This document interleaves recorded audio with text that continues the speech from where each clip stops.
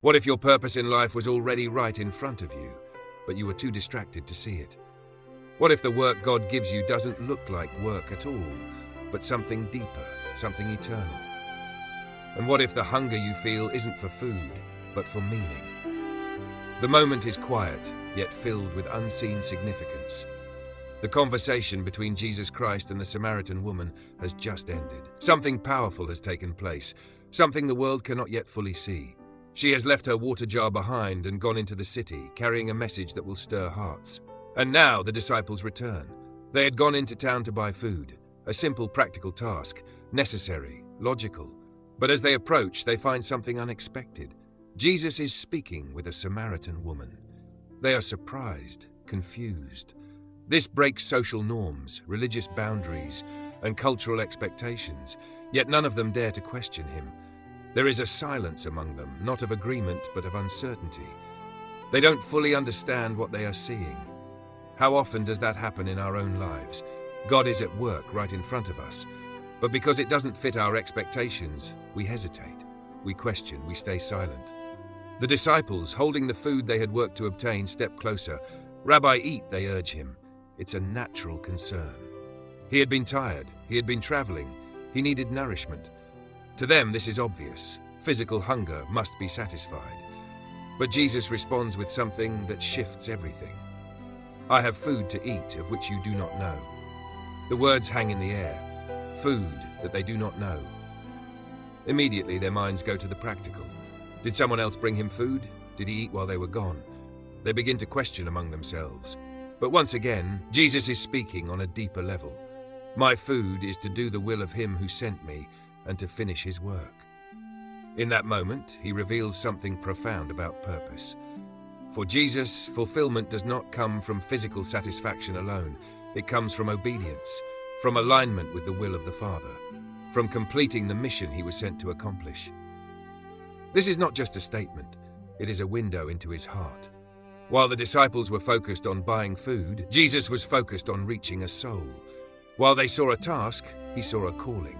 While they were thinking about the temporary, he was living for the eternal. This difference is not meant to criticize the disciples, it is meant to teach them. And it teaches us, because how often do we live the same way? We focus on daily needs, responsibilities, goals, schedules. And while these things are important, they are not the full picture. There is a deeper calling, a purpose that goes beyond what we can see. Jesus continues, drawing their attention away from the physical and toward the spiritual. "Do you not say, 'There are still 4 months and then comes the harvest'? Behold, I say to you, lift up your eyes and look at the fields, for they are already white for harvest." This is a powerful image. The disciples are used to thinking in terms of seasons, planting, waiting, harvesting. Time must pass before results appear. But Jesus challenges that mindset. The harvest is not in the future, it is now. At that very moment, something is happening just beyond their sight. The woman they had just seen is in the city, speaking to others, sharing what she has experienced. People are beginning to come. He is asking them to see beyond what is visible, to recognize that the work of God is already unfolding. Lift up your eyes. It's not just a physical instruction, it's spiritual. Look beyond your assumptions. Look beyond your routine. Look beyond what you think is happening, because something greater is taking place. He who reaps receives wages and gathers fruit for eternal life, that both he who sows and he who reaps may rejoice together. Here Jesus reveals the beauty of God's work. It is not limited to one person. Some plant seeds, some water, some harvest, but all are part of the same mission, and all share in the joy. This removes comparison. It removes competition. It removes the pressure to do everything. Instead, it invites participation. You don't have to do it all. You just have to be faithful in your part. For in this the saying is true, one sows and another reaps. Jesus is helping them understand that they are stepping into a work already in motion. Generations before them had prepared the way. Prophets had spoken, truth had been planted, and now they are witnessing the results. "I sent you to reap that for which you have not labored. Others have labored, and you have entered into their labors." This is both humbling and empowering. Humbling because it reminds them that they are not the beginning of the story. Empowering because it shows them that their role matters, They are part of something bigger than themselves, and so are we.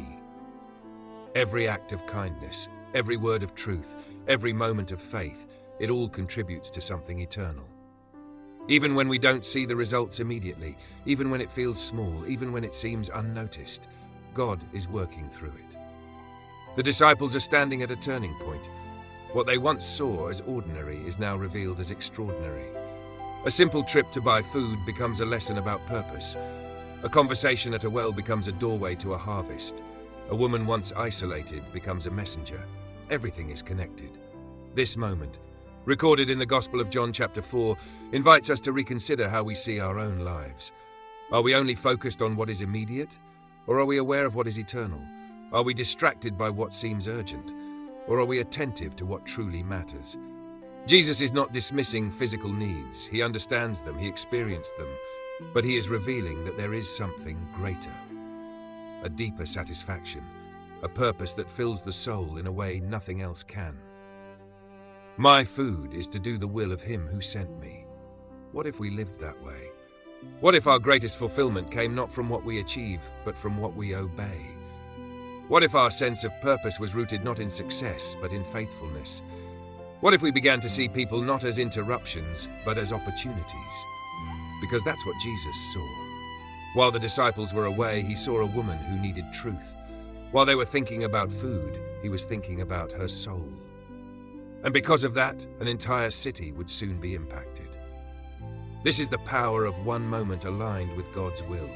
It multiplies, it reaches further than we expect, it touches lives we may never even see. The harvest is still happening today. There are still hearts searching, still lives waiting to be touched, still stories being written, and the invitation remains the same. Lift up your eyes, see what God is doing. Join the work, not out of obligation, but out of purpose. Because when you do, you begin to experience something different.